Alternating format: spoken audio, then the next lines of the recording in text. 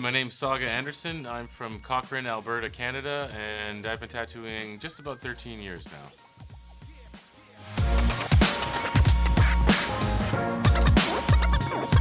I met Rock, the creator and owner of the show, a few years ago in the Bahamas, and he was just a really inspiring figure, and we got along really good. And a couple of years later, he said, "Hey, I'm opening my own tattoo convention. Would you like to come?" And I couldn't miss out on the opportunity to come down to the South. I had never been here, and the South, known for their hospitality, is true. Everyone's so lovely and nice down here, and the show is great. This is our second time here, and we're definitely pleased with everything we get.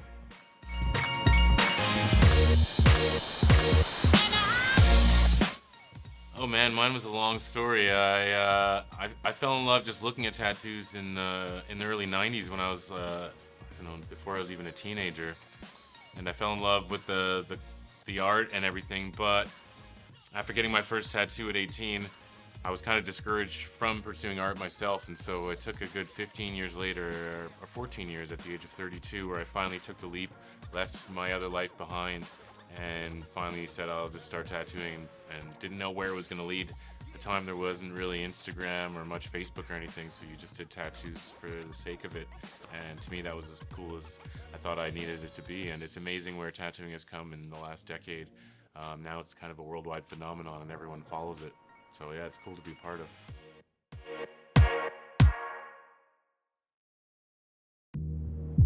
Yeah, I'd say mine's kind of very unique in my own style. Everyone, when they see my tattoos, they kind of recognize it. It's kind of hard for me to do anything other than my own style. I would call it painterly color realism. So it's realistic tattoos in the sense that there's 3 dimensions and everything looks realistic, but I kind of free myself from trying to recreate an image, and instead I try to create something that looks more like a realistic piece of art, kind of made with a paintbrush, but it's made with a tattoo cartridge instead.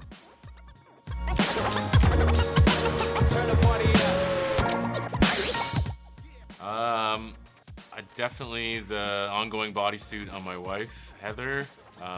We've done about 2/3 of her body now, and it's memorable for a couple of reasons. One, because it's my biggest work of art. I haven't had anyone collect as many pieces, and it looks pretty incredible. Now we've covered, like I said, 2/3 of her body. But also because it was my first attempt to travel and win awards and actually compete for art. And before that, I would enter some stuff every once in a while. I won a couple of awards, but for going to Europe and seeing how driven people were to do multi-day pieces at shows and really push the limits of what is possible with tattoos, I came back and she was the first person to sign up for that. And through that, we kind of have been doing the convention stuff together and traveling together and learning everything together to take it to the next level. So it's really cool that her body kind of tells the story of my career as well.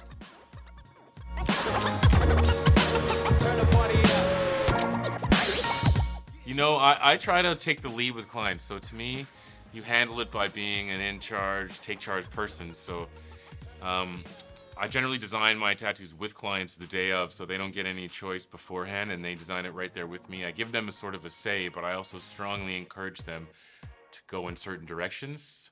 The best way to work with a client who can be difficult is what I call the illusion of choice. You give a client a few different options, so instead of just designing one thing, you design a few different things.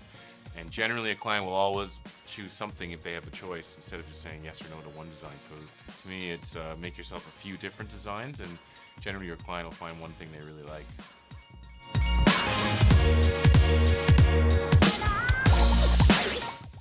That's easy. I travel to places like Huntsville and see the local artists, see what people are doing down here. No 2 cities do tattoos the same, no 2 countries do it the same, and the communities are similar but different. And so I try to always, instead of being comfortable at my shop, which we built in the last few years, and it's amazing, I love my shop, but in order to appreciate it, you got to get out of your own shop every once in a while.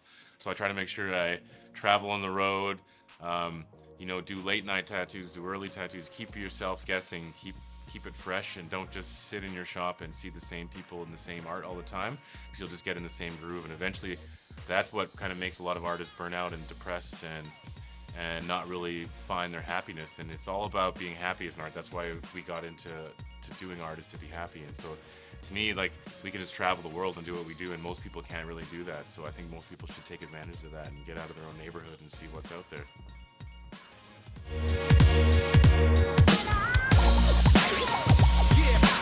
Man, I think it's one of the greatest developments ever. As someone especially doing realism who uses reference images, normally I take multiple reference images and combine them into my own sort of design. But I'm gonna use standard photos where I find of a tiger online and Darth Vader and stuff. But it's crazy what you can create now, and throwing that into the mix is only gonna help clients get even more diverse art. And yeah, I think it's just a new technology that people should embrace instead of being afraid of. Because no matter what, you can't have a machine do a tattoo.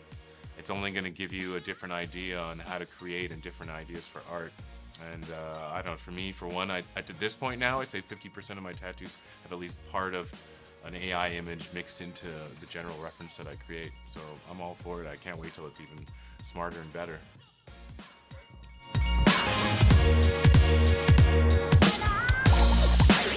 Oh, I'd say go big. Find the artist that's perfect for you, no matter where they are in the world. Even if you have to travel and save more, you'll appreciate it more, one, for the trip that you'll make, but also that you chose exactly what you wanted. And there's a reason why someone draws you over and over, you've been following them for years, is because you everything they create you want. So you need to find the person that does everything that you want and go to them.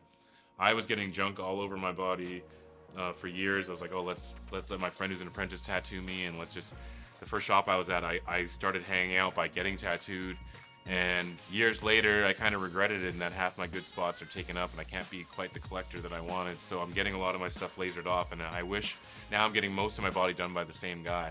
And so I would recommend most people like really dedicate whole limbs, whole half bodies to one person in one style that they really like. And like I said, you know that artist is for you, and anything they make, even if it's not some theme you like, but it's beautiful to you, then they won't go wrong making whatever it is for you.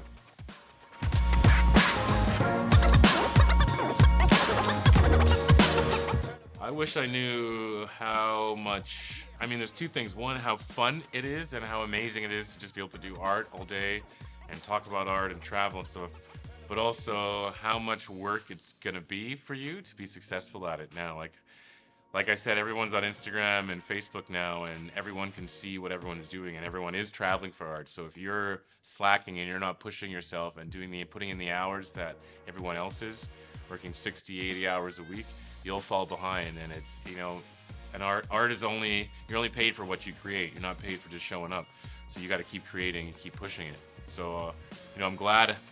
Had I been told that before, I might have been scared of it, because I thought I used to work hard, but I work a lot harder now. But I'm also having more fun doing it and working for myself. So, yeah, those are probably what I would have told anyone. That's what I tell anyone who wants to become a tattoo artist. Like, you're gonna love it, but you're gonna work harder than you did work before. It's not just all fun and games and just hanging out.